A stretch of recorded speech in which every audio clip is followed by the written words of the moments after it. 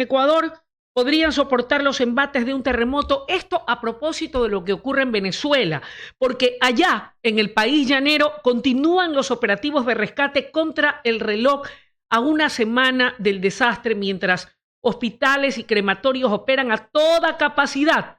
Los familiares mantienen la esperanza, pero médicos, rescatistas y militares venezolanos dicen que las posibilidades de encontrar personas con vida son cada vez menores. Hasta el momento se habrían contabilizado un poco más de 2.000 personas que lamentablemente han fallecido. Para hablar de las implicaciones que podría tener, Dios no permita, aunque pues es parte de la vida, el que el Ecuador pudiera volver a vivir un episodio como el que ya vivió en abril del 2016, y me refiero a este terremoto que sacudió y que golpeó principalmente la zona del litoral ecuatoriano, sobre todo la provincia de Manabí, de manera más grave, y también Esmeraldas. Hemos invitado esta mañana al ingeniero Dani Calahorrano, él es jefe de producto en Novacero, porque quisiéramos saber, viendo lo que acaba de suceder en Venezuela, ¿qué tan preparados nos encontramos aquí en el Ecuador para poder soportar los embates de un movimiento telúrico de esas características como las que ya vivió el Ecuador hace 10 años? La estructura de nuestras edificaciones, estimado ingeniero Calahorrano, ¿podrían soportar al día de hoy un terremoto de esas proporciones, de más de 7 puntos en la escala de Richter? Bienvenido. Buenos días con todo el público. Buenos días, Luisa. Gracias por permitirme compartir este espacio contigo. Antes que nada, expresar nuestra solidaridad con las familias afectadas en Venezuela por este evento sísmico, ¿no? Me gustaría hacer un pequeño antecedente de este tema.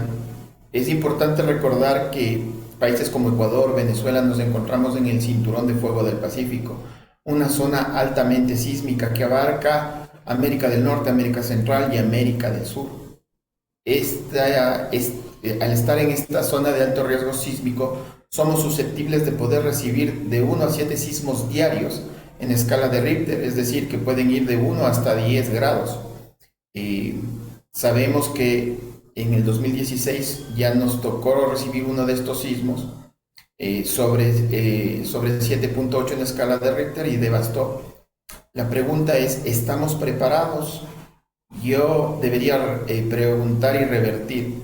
No es de estar preparados, es nos construimos con responsabilidad.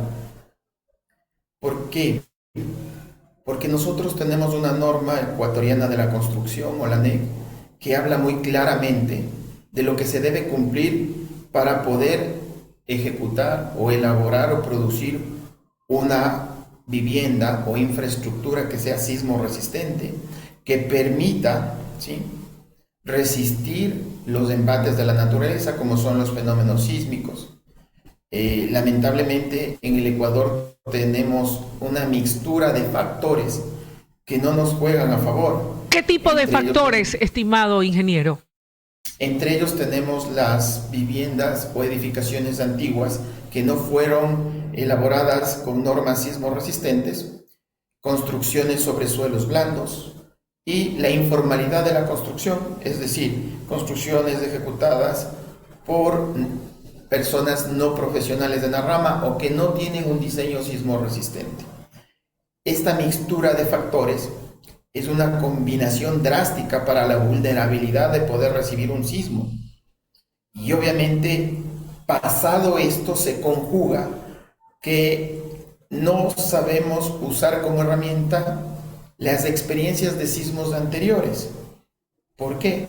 Porque no sabemos aprovechar las propiedades de lo que son los productos para ejecutar una construcción sismo resistente, ¿no? Antes de ir hacia el tema de los productos, estimado ingeniero, que sin duda son vitales y esenciales.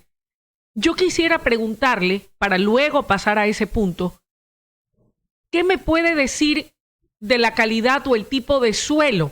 ¿Qué me puede decir de la cimentación del suelo? Porque yo puedo tener los mejores materiales, pero resulta que si decido edificar al pie de una quebrada, óigame, por mucho que use los mejores materiales, mi edificación es muy probable que se vaya abajo y yo ya he hecho una inversión en vano. ¿Qué me dice de los asentamientos, de las zonas en donde están construidas edificaciones o incluso poblaciones o caseríos grandes y enteros en nuestro país, en nuestro territorio? ¿Y qué consideraciones como experto nos sugiere y propone y plantea usted hoy por hoy que el tema del sector inmobiliario está creciendo aceleradamente, y enhorabuena, porque eso no solamente que permite que la gente tenga su techo propio, que le da dignidad, que le da autoestima, sino que además ayuda y acelera a este sector tan importante de la construcción, generando plazas de trabajo directa e indirecta. Pero en cuanto al suelo, al terreno y a la cimentación, ¿por qué es importante y cuáles son los suelos o los lugares específicos que deben ser tomados en cuenta al momento de hacer una edificación o construir algo, una casa, un edificio o lo que fuera que uno vaya a construir? Perfecto, Luisa. Justamente iba a topar el tema. Para poder elaborar una construcción, nosotros tenemos que tener los siguientes aspectos en cuenta. Primero es el estudio de suelos o geotecnia para saber sobre lo que vamos a construir. Luego viene el diseño sismo resistente. Luego viene el uso de materiales de calidad y finalmente la capacitación para la instalación de estos materiales. Es decir, estos 4 puntos son importantes para ejecutar correctamente la ejecución o la elaboración de una vivienda. En el Ecuador nosotros tenemos más de 7 tipos de suelos, ¿no? Están clasificados por letras de la A a la F, y obviamente los suelos tipo A y tipo B son suelos duros, es decir, donde encontramos roca o un suelo firme que nos permite de manera ágil elaborar o edificar una construcción sin tener que hacer ningún tipo de mejora. Luego tenemos los suelos que son C, D y E, que son suelos blandos. Estos suelos blandos, densos o cohesivos también se los conoce, son muy buenos para amplificar la señal o la onda sísmica, es decir, dan eso, la magnitud se la amplifica. ¿Qué significa esto? Que en este tipo de suelos tenemos que realizar mejoras. ¿Qué tipo de mejoras? Pueden ser varias. ¿Por qué? Porque podemos ver con el estudio de geotecnia qué tipo de suelo es el que tengo y sobre eso trabajar la mejora en perforación para llegar hasta la roca, o simplemente un tipo de mejora colocando piedra, ripio, tierra para darle una nueva capa al suelo y poder ir compactando. Y finalmente tenemos el suelo licuable, que son suelos de alta vulnerabilidad. Estos ya requieren un diseño de cimentación especial, ¿no? Y es obligatorio realizar un mejoramiento de tierras. Lamentablemente, a nivel de lo que son países en desarrollo, incluido el nuestro, no tenemos la buena costumbre en la construcción informal, básicamente, de realizar este estudio de suelos. Un poco ya lo hemos logrado con implementar en ANEC, que tiene la norma ecuatoriana de la construcción, tiene un capítulo exclusivamente para lo que es la geotecnia y estudio de suelos. Ahí nos hacen las recomendaciones, cuáles son las características, cómo poderlo mejorar, y obviamente ahí viene lo que mencionaba correctamente: estar en laderas, estar en rellenos y ese tipo de cosas que cada uno requiere un tratamiento diferente para la mejora. Importante, eso en materia de suelo, cimentación, porque sin esa base obviamente no podríamos avanzar. Hablemos ahora de la estructura y diseños.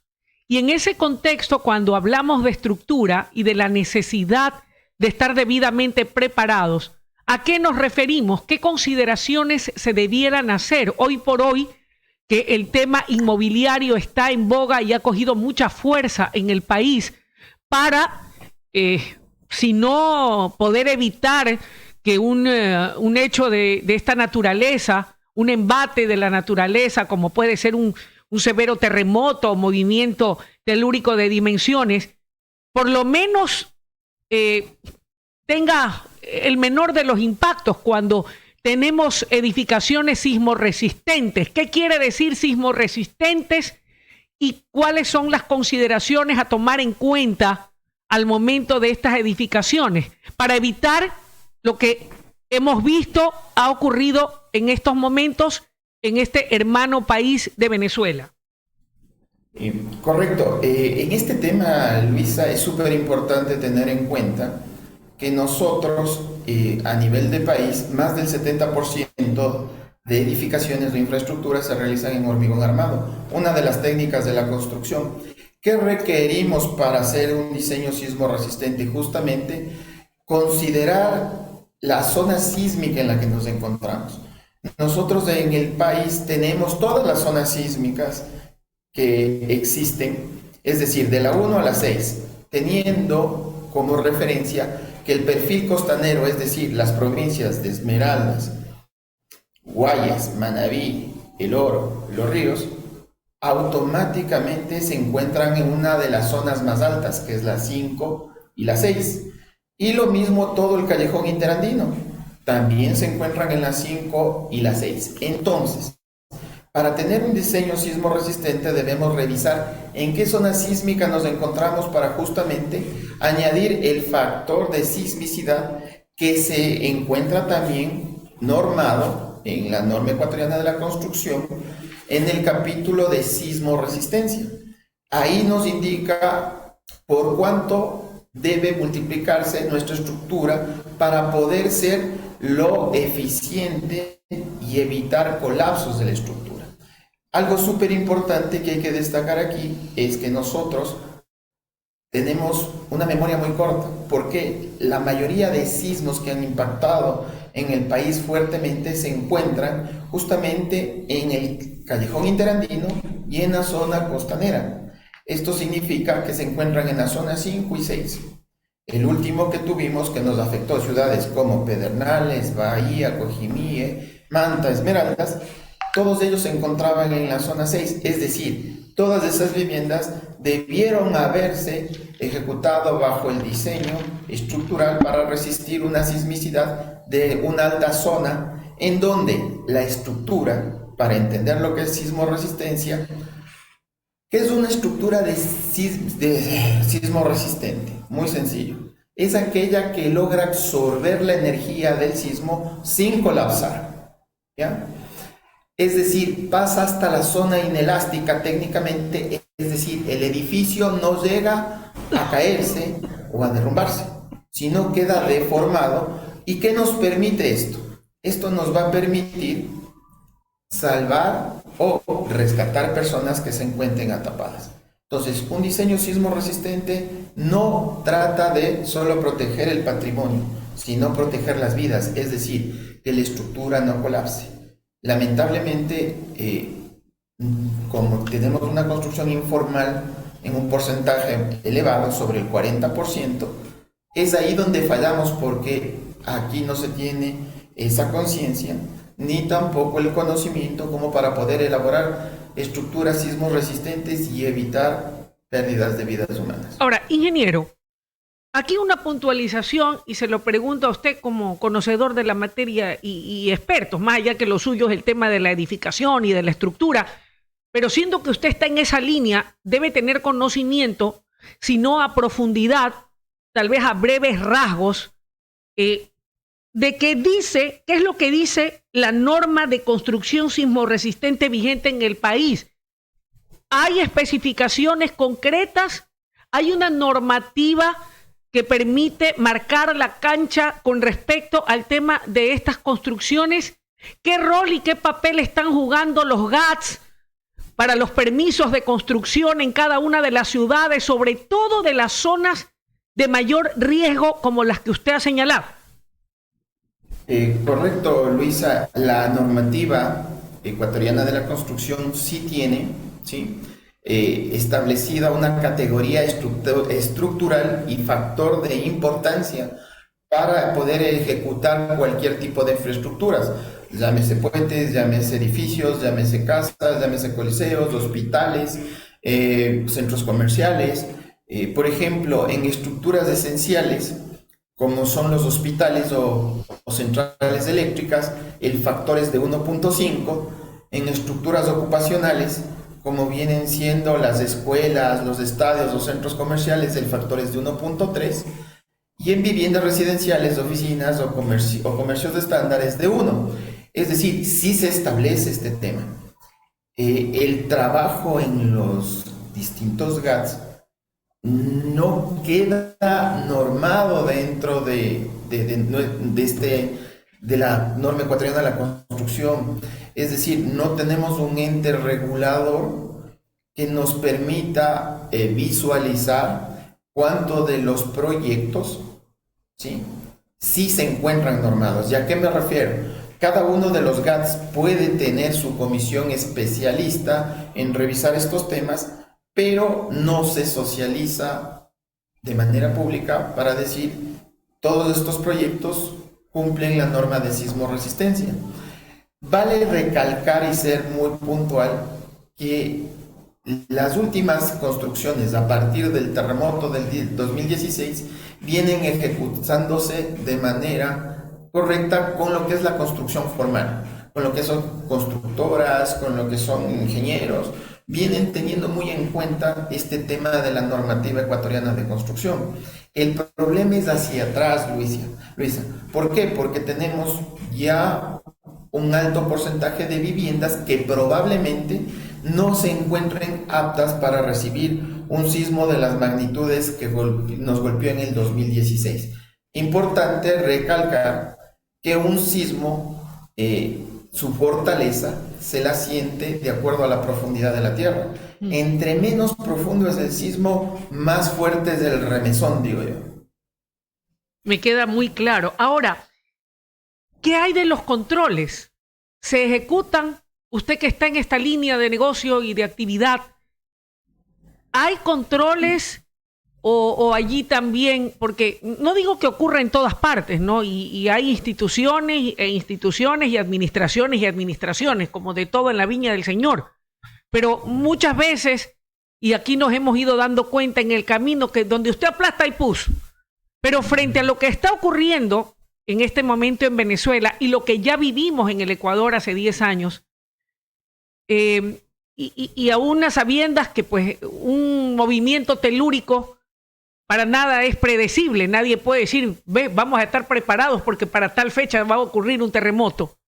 Sí es bueno no solamente construir mejor, no solamente utilizar estructuras, materiales o diseños sismorresistentes, no solamente va a ser una prioridad buscar un terreno que sea lo menos peligroso posible, donde haya una buena cimentación, donde a pesar de lo que implique hoy un costo, pero sí nos da garantías de salvaguardar lo más importante que es la vida, como usted bien señala, si se cava a profundidad para hacer buenas bases, es más probable que no se ocurra o se presente una desgracia, aunque en esta vida nada está dicho hasta el final. Pero, ¿qué hay de los controles hoy por hoy que hay este boom de las inmobiliarias para poder construir soluciones habitacionales y en ese mismo contexto, en esta famosa ciudad de satélites también donde existan los supermercados, las iglesias, los hospitales y tantas cosas que hoy por hoy son tan necesarias y que exigen,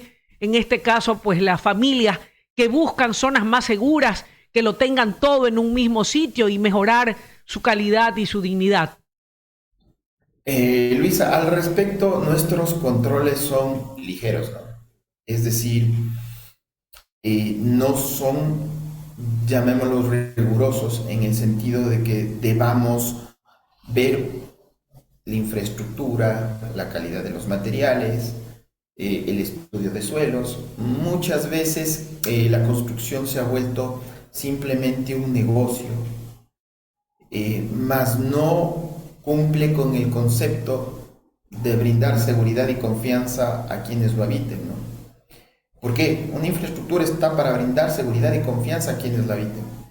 pero en ocasiones esto simplemente se ha convertido en un negocio, en poder ser súper rentable, disminuyendo ciertas cosas.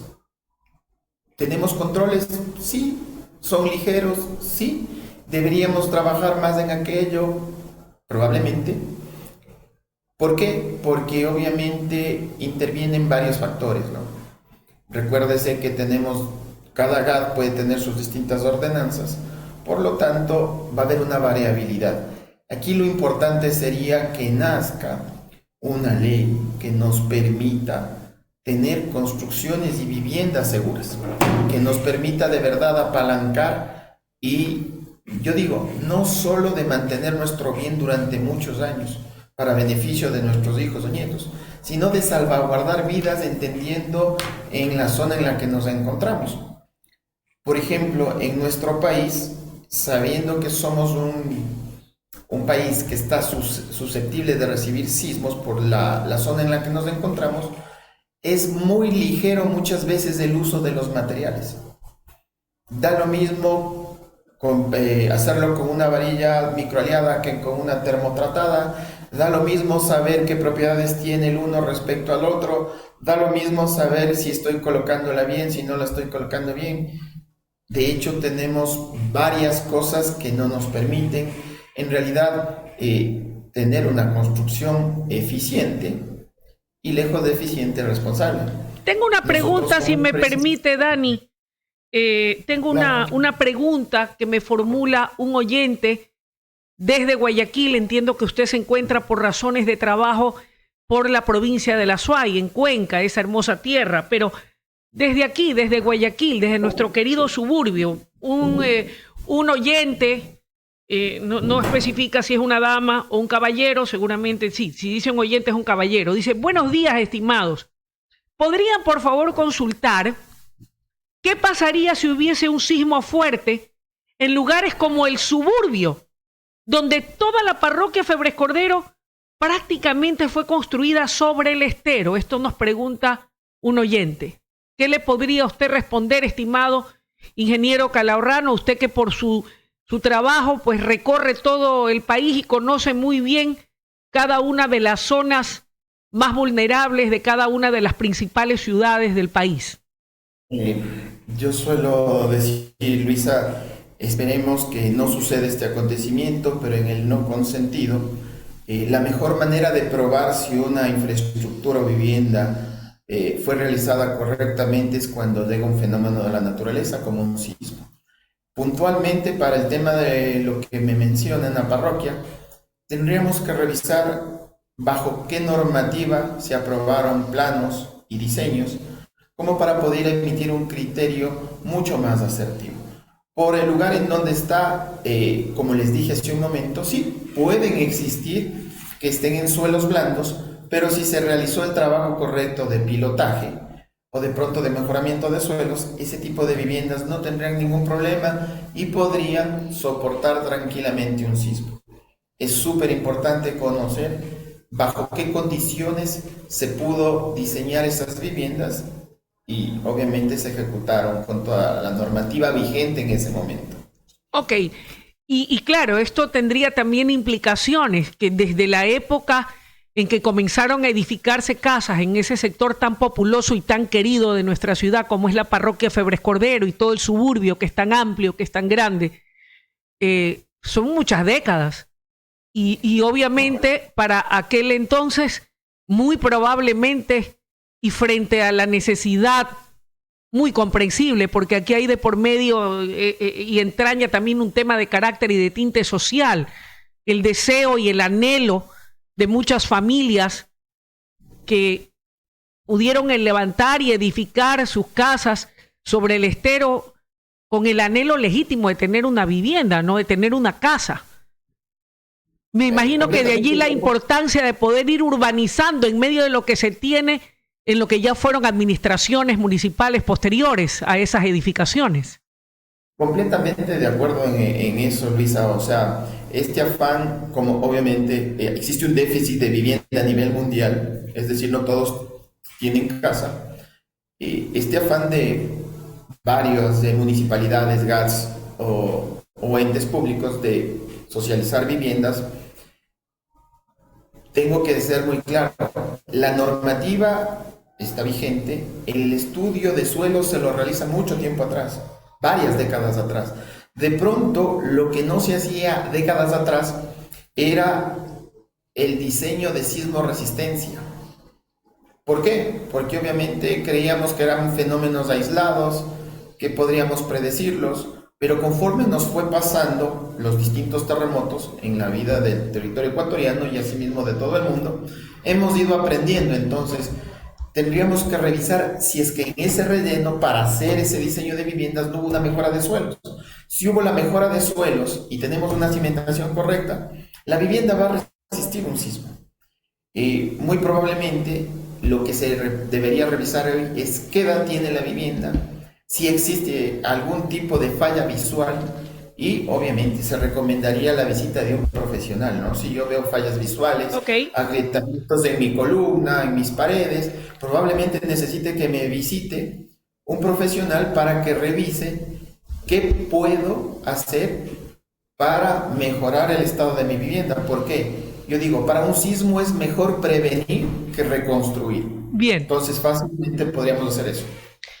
Quiero agradecerle, estimado ingeniero Calahorrano, la gentileza que ha tenido para con nosotros, para poder un poco conversar sobre este tema que viene muy a tono en virtud de este episodio tan doloroso que viven los hermanos del pueblo venezolano. Y desde aquí nuestro sentimiento de solidaridad profundo.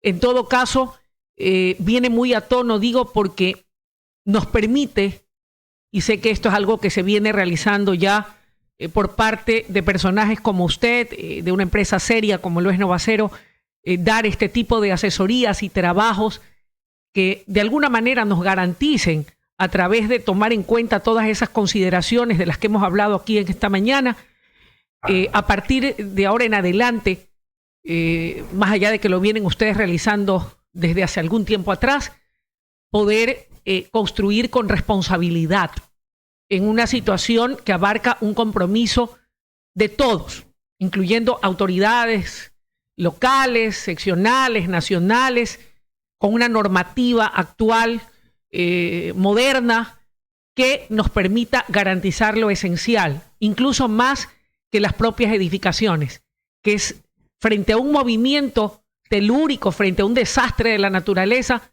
poder salvaguardar la vida de las personas, que es lo más valioso. Quiero agradecerle, estimado ingeniero Calahorrano, el tiempo está en contra nuestro, no sé si quiere acotar algo rápidamente para despedir la entrevista. Fácilmente, solo recordarles que estos acontecimientos nos llevan a que la construcción responsable no es una tendencia, sino una necesidad. Y como nosotros como industria tenemos la oportunidad y la responsabilidad de seguir proveyendo materiales de calidad, buenas prácticas y soluciones que contribuyan a ciudades más seguras y resilientes. Luisa, eso sería todo por nuestra parte. Muy agradecidos. A usted, el ingeniero Dani Calahorrano, jefe de producto de Novacero, hablando sobre un tema de vital importancia en un momento como el que está viviendo Venezuela y como el que vivió el Ecuador hace tan solo 10 años. ¿Estamos preparados? Les hago esa pregunta para que cada uno reflexione sobre este particular. A ustedes, gracias por haber estado en nuestra sintonía. Por favor, los invito a seguir con el mejor programa deportivo del Ecuador entero, Marca Sport, junto a Clever Zambrano.